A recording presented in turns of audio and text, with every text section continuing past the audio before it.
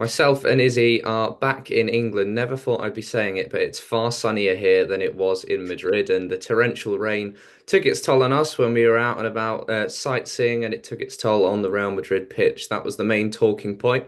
But at the end of the day, it's Real 2, Arsenal nil with 90 minutes. Well, perhaps extra time, perhaps penalties still to come in the second leg on the Emirates next Wednesday. Arsenal still have the matter as well of playing a little bit of a bogey team in Liverpool at the Emirates on Saturday afternoon. But firstly, Izzy, as you can probably hear from my voice, I think we're still recovering from a couple of enjoyable nights out in Madrid, where when you go away, sleep is not the most important thing, but it does catch up with you when you get back. It was one of those trips where everything's probably good apart from the result, wasn't it? Yeah, pretty much apart from the result and the weather, the rest of it was great. We had good food, good drinks, good company. There was a lot of Gooners out there who were in great voice, really good meet up before the match in an Irish bar that was, yeah, really nice to see so many people who've made the effort to come over. Um, but yes, as soon as we got to the stadium, it was sort of completely uncovered, the stands and torrential rain, and then I think we all started noticing the pitch pretty quickly, and the result wasn't great, but a good trip, and I'm really glad I went out there. First away trip with the Arsenal, so that was really exciting. Yeah, let's touch on these Arsenal fans first because I spoke to a couple, actually had lunch with a couple at the airport yesterday who I will not name because they were almost saying they were a bit frustrated by almost the club's rhetoric of going, "Oh, it's okay, we'll win it for you at the Emirates next week. We know you'll all be there." We're actually, I think away fans haven't seen the best of Arsenal results the last few years. You think of a load of them travelled to Hecken, saw that Mm. defeat that last season. There was that qualifying round defeat to Paris FC in Linköping, losing 5-2 to Bayern Munich earlier this season, then recovering well against Juventus and Vålerenga. But Arsenal haven't travelled too well in Europe. Their fans really have, though. I mean, we were in this Irish bar, the James Joyce Irish Bar, a couple of days after St. Patrick's Day, of course, so their business would have been booming anyway. And then hundreds of Arsenal fans come in. So there was sort of a downstairs and an upstairs. The upstairs was absolutely rammed, so I thought we'll go downstairs and scope that out. And I got down there, and there was barely room to move down there, and they had the music on for sort of for the Arsenal chants. I mean, they'd taken over entire pub, but sort of two stories of a pub. It's an amazing sight, isn't it? And then once they got the songs going, and everything, just an incredible sort of sense of community to have this. These pocket of people from North London and beyond, and then taking over this space in the Spanish capital, and I think, well, your friend Gus obviously came out, and that was his first trip as well, and he was just saying what a lovely sort of friendly atmosphere it was. Yeah, it was really, really nice. Amazing, as you said, to see so many people coming over. It felt like a real kind of army in that pub before, and everyone was really up for it, despite the weather, as we say, whatever the weather. And yeah, music on, everyone chatting. Met lots of new people, which was really, really nice. People that have read the Guna, and lots of people saying how much they enjoyed the print issue, which was amazing. And then yeah, just kind of hearing people's stories of how they've traveled far and wide to follow the club. And as someone whose first trip it was really cool to see such commitment from everyone. But yeah, I sort of do worry that we've not performed so well overseas this season and the last one, and that maybe we rely too much on our home legs and go, oh well, we're always able to find a way at home, but we're not always able to find a way at home, and it feels a little bit like, that's all well and good saying that, but it's an Emirates Wednesday night. We don't know what the attendance is going to be yet, because obviously there's one Liverpool match in between, and so, we're 2-0 down. If we were 1-0 down, it'd be a slightly different story. But I think that just saying, oh, we'll win it for you at the Emirates is a little bit, it's a bit sad for the fans that have travelled, far and wide and haven't been able to see such good results. But everyone's so loyal to the club that they, of course, will be there on Wednesday, cheering on the team no matter the result. But yeah, it's a shame that it didn't go our way in Madrid. Yeah, absolutely. I mean, we didn't get into the ground as media until 45 minutes before Kickoff, which is another story and one of a few in terms of our treatment as away media, but even some of the local journalists, I think, weren't particularly happy with how we were looked after at the ground. But I got a text from Jackie Oatley, who was doing the game for TNT, and she was obviously all set up with her monitor ready to commentate, and she was going, "Have you seen the pitch?" And I said, "Well, I'm currently waiting outside, but it has been raining torrentially all day, quite a lot the night before." Mm. As well. Yeah. That seemed to pick up and get sort of worse and worse. But speaking to locals, Izzy, I mean, I think it is worth giving it the context in that this is the rainiest March in years in Spain. You know, it's been a problem for a few Real games. The women's team have never played at the Bernabeu. It's obviously the men's international break at the moment. But I think you have to have an element of sympathy in terms of just how bad and unprecedented the weather was, because I don't think I saw a single drain. You know, Madrid is not No. a that caters for weather like this, and you could almost say the same about the pitch. It was remarkable quite how rainy it was that the couple of days we were out there.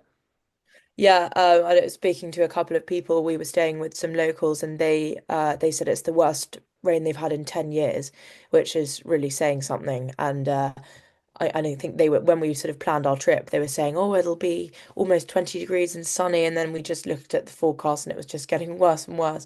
And yeah, he said it sort of had basically turned into Aberdeen in the last couple of weeks, and it was worse weather than it was in England. And yeah, roads all flooded. There was yeah, not a lot of catering for the rain, and the stadium was the same. There wasn't cover. I don't think that the pitch is used to having that much rain, and I think they'd played there the week before, and it just didn't need a second match on there. I think it was just too much for that ground, and a real shame. Went on a tour of the Bernabeu, and it was, sitting empty. They were just doing a bit of building work, but nothing crazy. They probably could have carried on because it wouldn't we wouldn't have filled the stands. But yeah, real shame that they hadn't kind of planned in advance if they've had this rain for the last few weeks, which they have, that they could have potentially gone, okay, this is a Champions League quarterfinal, really big stage, biggest competition in the world, and we could move it to the Bernabeu, and knowing that they'd get the support from the Arsenal fans, and knowing that they'd get the support probably from the Real Madrid fans, because the men are on break and it's going to be quite difficult to get tickets for their quarterfinal coming up. So, it could have been quite a good opportunity to just test out whether they can make a move for their women over to that stadium.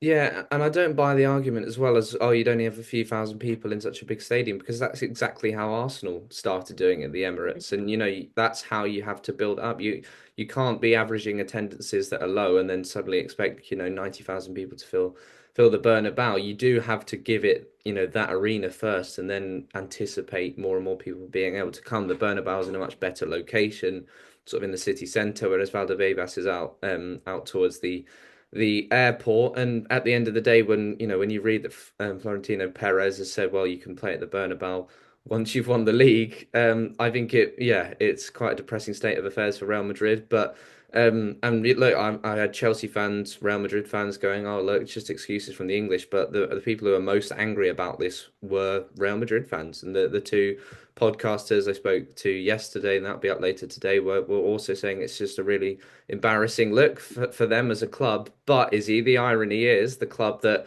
hasn't invested as much in its women's team, doesn't give them the main stadium, won the game 2-0. It is quite strange, isn't it, when you look at it? And also the fact that an English team going to Spain, if you thought one of those teams stereotypically would be better in muddy English wet conditions, it was actually Real Madrid, because they adapted so much better than Arsenal, didn't they, on the night, and they deserved to win it. Yeah, I remember saying beforehand when we saw the forecast, I said, well, we should be more used to the rain than the Madrid players, which I thought might be a slight advantage. But it was quite clear from quite early on in the game that we were going to struggle to adapt to the surface. And I think we were really let down by the fact that we were trying to just keep playing our kind of possession football with these quick passes, and the ball just wasn't moving the way we wanted it to. And then we didn't try and change our tactics. And with the kind of aerial balls, the Madrid team were substantially taller than the Arsenal team, so that wasn't working either. And it was just kind of, I think we just struggled to find a way to play through the conditions and to use it to our advantage. And Madrid, ultimately did use it to their advantage.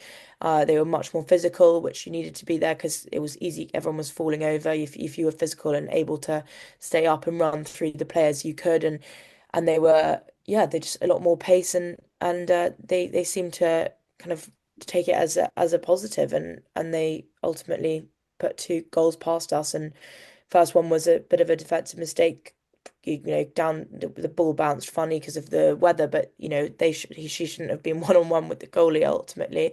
And yeah, and then the second one was an impressive strike from a bit further out, which we weren't doing either. We didn't kind of take our chances when there was a bit of space. Caitlin Ford had quite a lot of opportunities running down the left hand side, and she was kind of one on one, two on one defenders, and Madrid were taking those chances, and I think we could have used a couple more kind of shots and attempts. Beth Mead had a good one, but unfortunately, didn't I think went wide, I think.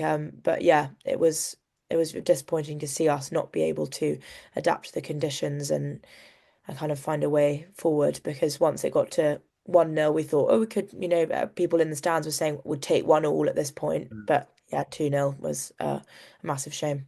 Where does that issue lie then? Because for me, I think as players, you have to be a little more savvy in terms of how you approach the game. And I think you have to put some more, individual onus on the players. You look at the Williamson era, where obviously the pitch plays a part, but then you have to adjust your game as a defender. As forwards as well, once you get used to the pitch, as midfielders, playing the ball out, because sometimes the ball was sticking, sometimes it was zipping along sort of at a bit of a breakneck speed, and it was quite hard for those wingers to run onto. But I do think there's maybe a lack of awareness in terms of certainly the players up front in terms of, for me looking at it from someone who's played, youth football on a Sunday on pitches like this for years and years. What you like seeing your teammates do is test the goalkeeper. That's the first thing you look to do when you get, say, windy, wet conditions. You look to test the goalkeeper, and then you're telling your strikers to run in on the rebounds. Get ready for any goalkeeping mistakes. It's harder to claim the ball. Your visibility is worse. The ball is wet. It's slippy. The conditions are muddy. It's a nightmare for the goalkeepers. This is a game that's won on mistakes. You have to enforce some of those errors, and then you have to be savvy enough to run in on them. But Arsenal, instead of looking to do this, those low-driven shots, those high shots, those crosses into the box where then you can put bodies around Misa in goal, they just seem to stick to their principles and not having that awareness to actually think, you know what, this might not be playing the Arsenal way, as Rene Slagers has often stressed about, but it's going to be the more effective way of winning the game, and nobody will begrudge them that. You even look at someone like Alina Hurtig coming on. At that point, you're thinking, get everyone up into the box, and deliver some crosses, and Arsenal have got good players to do that in. Do you think this is down to Rene Slagers? Because I think the team selection, the double sub she makes at half time, probably is an admittance that she got that initial starting 11 wrong. But would you have liked to see Arsenal's players actually in the moment showing a bit more than they did?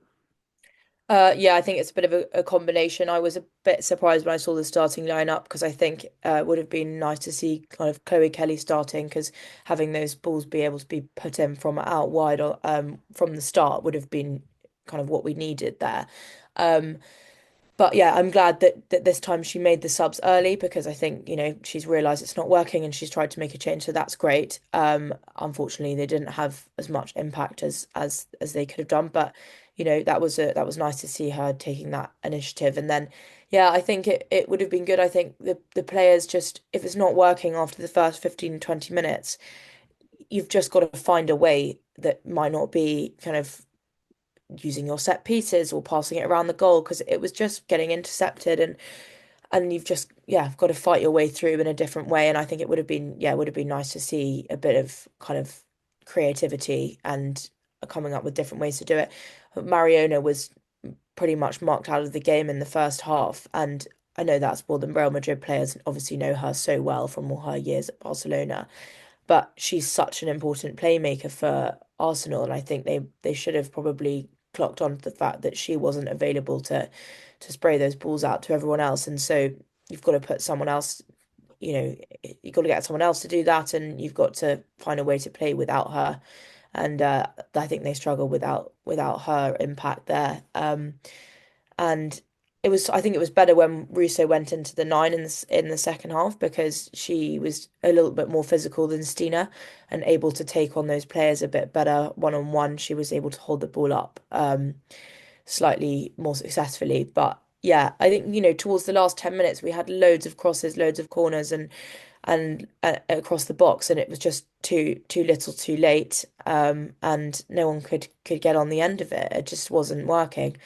And I think as a kind of fan group, we were just sort of sitting there thinking I think we just knew we weren't going to score, and that was quite a sort of sad fact to admit because everyone had travelled so far and we were feeling so positive before the game. But yeah, it just didn't look like we were in it on the night.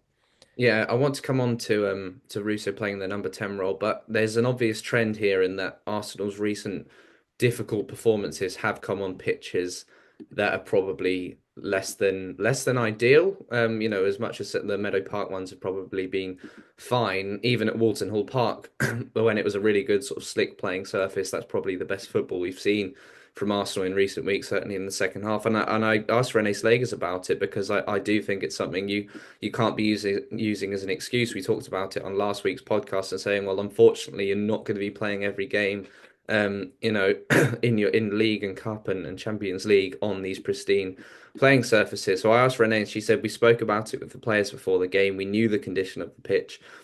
So we had a plan for it, but then it's always hard because over a season and over time you work on things and you have an identity of the way you want to do things. So then reality comes and these conditions come, and all of a sudden you need to do things differently. So that's of course hard, but the players tried. So all credit for that to them for trying and the work rate. So some really interesting insight actually from Renee Yeah. Slavers in terms of saying, I think backing up probably our opinions and that Arsenal have a way to play. They want to work towards that over the course of the season. But games like this, when you have to adapt and you almost need a bit of a plan B. So perhaps Slager's conceding actually maybe we are a bit too one-dimensional in the way that we play, and that, as our arguments were, they weren't really able to adapt to the conditions. She's talking about all of a sudden you need to do things differently. I don't think Arsenal did Yeah. enough differently, did they, on Tuesday?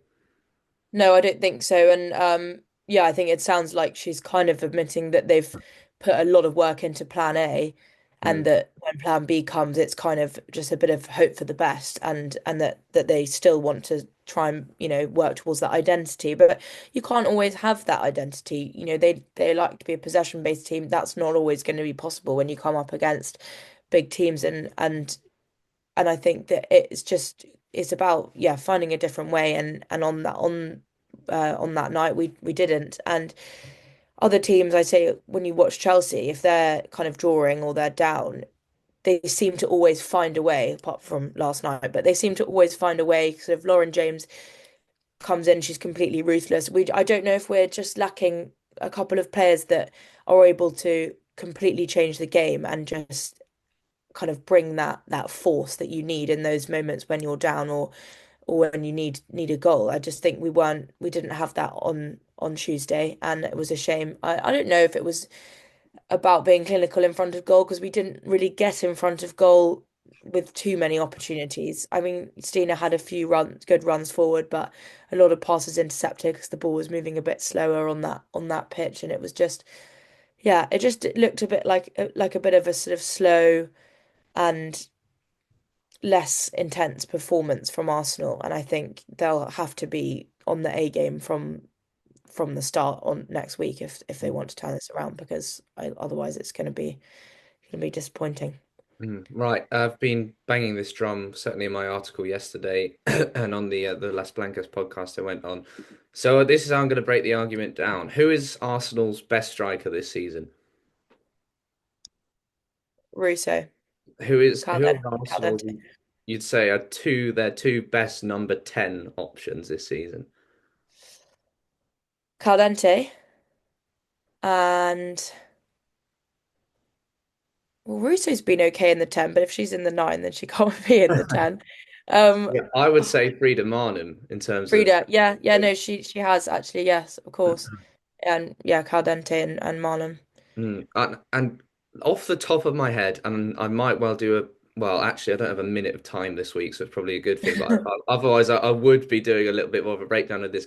But can you recall any Russo goals coming from either the 10 or the wing? Because off the top of my head, No, I can't. She's obviously been Arsenal's top scorer this season. Stina Blackstenius offers a lot in the number nine role, but I think for my argument is if you are going to throw your weight behind having Stina Blackstenius up front and backing her, you need a good number 10 in. And I yeah, don't think this is no criticism of Alessia Russo because she's been phenomenal as the nine, but I don't think putting Blackstenius up front, I think you still need to pick your best number 10. I get why you want Alessia Russo on the pitch as well. For me, you have her on the pitch as your nine, but I don't quite understand dropping her into the number 10 over a player like Mariona or Frida Manem, especially when you think of them and what they'd maybe be able to do in terms of shooting from distance. I just think the Blackstenius up front, there are too many moving parts that probably take players away from their best positions, right? You have Mariona who moves out yeah, wide when she's more effective in the 10, Russo in the 10 when she's more effective up front. And unfortunately, Stina Blackstenius hasn't been scoring the goals that Alessia Russo have. This seems like a criticism of Renee Slegers at the moment, and one where if I'm in charge, I want to see Alessia Russo up front, for the rest of the season. I feel like she's worked so hard to get into this position where she's been banging the goals in. She's a yeah. selfless player. She gets on with the job, and of course she's going to be happy playing in the number 10. But then you're also depriving a Mariona or a Manum of the opportunity to play in the number 10. So for me, it's just a little too obvious where Arsenal need to go with this. Yeah, and I think if you kind of cast your mind back to last season, everyone was begging for Isobel to play Russo and Blackstenius together. But actually, I don't think it's a great combination because, as you said, you have to move a lot of other people out of position where it's not for the greater good to have Russo and Blackstenius on. And yeah, I think it's maybe about finding a position where Blackstenius is able to score from, but that doesn't take Alessia out of the nine, where the Stina can play in the 10. Because you do need Mariona in that 10 position because she's just been phenomenal all season, and Marnham the same. She's been able to score lots of goals from that 10 position too. But yeah, Russo, every time she's on the wing or in the 10, everyone's just calling for her to go back into the 9 because she doesn't score from there.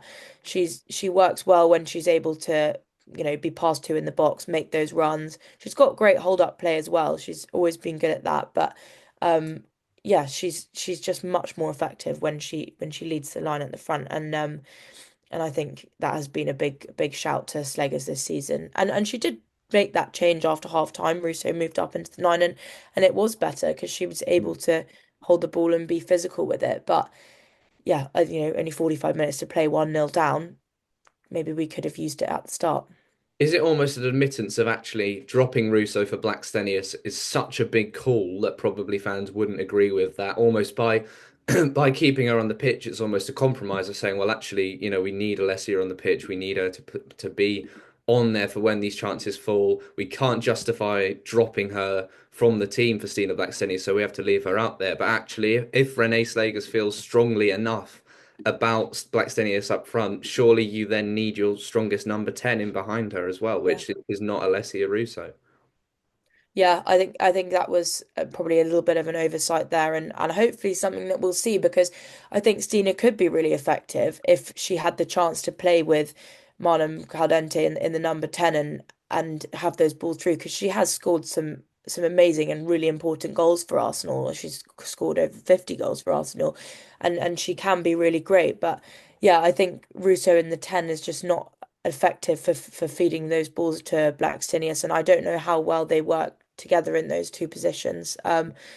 So yeah, I think it would be nice to see a few other combinations, tried out, but we don't have a lot of time and we've got a lot of important matches coming up. So yeah, I don't know whether the time for experimentation is slightly over. I saw someone kind of saying, sort of calling out to Renee, going, "Why are you sort of experimenting with this lineup in a Champions League quarter final away from home?" And it did feel a little bit like that. It was just this isn't the 11 that have given us our best results in this combination this season. So, Mm. but she obviously had a reason for doing it, but I'm not quite sure I see where she was coming from. And I think she kind of has sort changed when she made that change, as you said, it was kind of almost as if she was going, yeah, that's not right. We've got to sort something out here. As you said, I think I strongly agree that 1-0 is probably a scoreline you take back to the Emirates and you feel a lot more comfortable with as an Arsenal fan in terms of turning that game around. Real make a couple of brave substitutes from the bench. Afinha is a player I've heard a lot of good things about from people who watch Real more regularly than myself. And she comes on and gets the second goal. It's another counter-attacking situation, but you've got to give credit to Real because they kept pushing those numbers forward. And as much as they had that rigid sort of essentially four midfielders in the middle of the park and then that back four who defended really well. They won everything in the air. They did leave players forward and that caused problems because we saw in the West Ham game sort of Arsenal's defenders being challenged one-on-one and being pulled out of position. In this case, it was Emily Fox and Leah Williamson who just dropped back and dropped back. And I think they both had an eye on maybe another Real player rather than the one with the ball. Afinha drives towards the edge of the box. Probably Manu Zinsberger should do better. But then that represents a really much bigger advantage now for Real. This was, the pitch plays no part in this for me. It's a case of Real again implementing their game plan effectively, and Arsenal continuing to have problems on the counter attack. It's a relic of Jonas Eidevall's time. I watched his San Diego Wave team the other day, and even they were getting hit on the counter attack regularly. And it's something that Arsenal continue to suffer with, and Real had the tools to hurt them. But for me, almost the defending is 50-50 with the goalkeeping here for the blame. And again, this I think I put on my live blog 2 minutes before about Arsenal's need to shoot whenever they got into positions, and Real proved me right. Yeah, they did, and they had their number 18 had such pace that she was able just to, when they kind of sent those balls down on the counter attack, she was able to get there ahead of our defenders, and then they were kind of on the back foot trying to get in front of her, kind of heading back into the box, and every time that happened, well, the second half they were right in front of the block that I was sitting in, and it was seriously unrelaxing because they had so much pace and so much drive, and they wanted to score those goals, and they were shooting from those kind of further out positions. They were putting in a couple of crosses, and yeah, we were just kind of sort of playing catch up, running after them, and there was a couple of. I mean, I think Steph Catley was really lucky to get away with the challenge that she put in, and perhaps the kind of pitch conditions were meant that it looked a bit more of a slip than it was, but yeah, we were having to put in these kind of last ditch challenges, and it didn't work a couple of times as we saw. But yeah, I don't know. I don't know how we kind of combat this counter-attack problem because our defenders like to play forward as well. And I think there's got to come a point where you go, look, we might not get a goal in this, like as defenders, this might not be our time to kind of score the goals. So we might want to sit back a little bit because this team are so fast and they do press so hard on the counter-attack. And maybe not kind of all going up for the corners and all going, and it's nice to have the bodies in the box and stuff, but if the corners aren't working, you've got to, and Madrid are going to get the ball again. You've got to be back ready to work, and ultimately they were faster than us, so that wasn't going to happen. And we've said for weeks, actually, there's been issues on the turnover, going even back to that Bristol City game when me and you were saying to each other, a better team punishes Arsenal. And in recent weeks, better teams who have maybe committed a little more forward as well, because a lot of the time in the WSL, you might see teams coming to Arsenal with a 5-4-1 or a 4-5-1, and they leave the striker isolated, right? But Real had a couple of players who were up there with the striker as well at all times. They had the subs to come on and hurt Arsenal. And this meant actually when they did turn the ball over and they did have the pace in behind, they were able to sort of support each other and take those chances. And I think that's my biggest worry going into next week is that Arsenal defensively, you worry, their best chance is going to come by keeping a clean sheet, and you probably back them to score a couple of goals against Real Madrid. But if Real score really at any point, that makes Arsenal's evening twice as difficult. Yeah, We'll come on to that next week because in the meantime, it's Arsenal against Liverpool on Saturday. Real play Barca on Sunday, but as the way things are in Liga F, as much as Real are second, I think the chance for them to reach their first ever Champions League semi-final is going to far outweigh the prospect of basically just losing to Barcelona again, which they yeah, are unfortunately very much used to. So even though they do have on paper what looks like what is a fearsome opponent, they do have one less day of rest. This is not an ideal game for Arsenal at all, is it? It's a nice kick-off time, Saturday evening, will be a good atmosphere in there. How do you approach this at Rene Slager's? Because you can't make wholesale changes. You've got to have a view on Real Madrid in the back of your mind, but you've got to keep pushing for Champions League football. And we know exactly what Liverpool can do. They're in the midst of this interim manager bout, and only a couple of weeks ago they showed just how prolific they can be against Arsenal by knocking them out of the FA Cup. This is really not an ideal opponent for this weekend. No, I think if we'd looked at a few weeks ago when we got this Champions League draw, we probably would have thought, oh, Liverpool in between on the weekend, that'll be fine. We can rest the players. But after the last couple of weeks, it's going to be really difficult to get that balance. We obviously lost to them 1-0 at Meadow Park the other day in the FA Cup, really disappointing game, and they've got some really real standout players who can really harm Arsenal, and they also were good on the counter attack and. They've got a lot of speed with Olivia Smith. They had Roman Hogg taking those shots from outside the box, and we're going to have to really have our wits about us and be on our toes with them because they headed over to they no sorry United headed to Anfield to play them last weekend, and United lost 3-1, and you would have said that United going into that were definitely the favourites. So it does look like Liverpool are in really dangerous form at the moment. So yeah, it'll be important to strike a balance for Slegers of a team that kind of is going to be able to play to their strengths against Liverpool, but who also aren't going to be too tired then for the second leg on Wednesday because both competitions are still important, and Madrid are probably lucky in that sense that they know they're not going to beat Barcelona in the league, but they will come second, so they've got a little bit more leeway than us. But yeah, we're still fighting for that third that top three finish this season, and that race is definitely not over. So yeah, Yeah, that Man United at home on the final day, I think yeah, that could, I mean, we've had a few final day dead rubbers recently, but I think that's probably going to be the most exciting game on the final day of the season at the moment, and Arsenal probably want to get a position where their Champions League, prospects for next season are not riding on that. So going to be very interesting to yeah, see how they set up against Liverpool. I'll be there on Saturday. I think Leif is there as well. So the Guna will be on sale, and then myself and you, Izzy, will be in the press box on Wednesday. I think Leif might even be there as well. So as usual, comprehensive Guna fanzine coverage yeah, in what is a really, really big week for Arsenal women. We've seen them pull off some of these Champions League comebacks before. It's Rene Slager's first two-legged game in charge of Arsenal, and it's Liverpool to come up next. You only feel a negative result for Arsenal, and the pressure is really going to be ramped up for next Wednesday. So I'd love to say I'm looking forward to both, but probably not in a position where I am at the moment. But Izzy, great to see you in Madrid. Thanks for taking your time this morning as well to chat. no worries. Yeah, great to chat, and hopefully positive results to come. But yeah, as you said, not completely relaxed yet. But I'll be tuning in to for Saturday, and then yeah, looking forward to doing the press box on Wednesday. Yeah, we'll post closer to the time on Saturday about where you can get your copy of the first ever Guna fanzine dedicated to Arsenal women, and hopefully that'll be on sale next Wednesday as well. Copies again remain available online if you're in the UK or internationally, so make sure to get your Guna.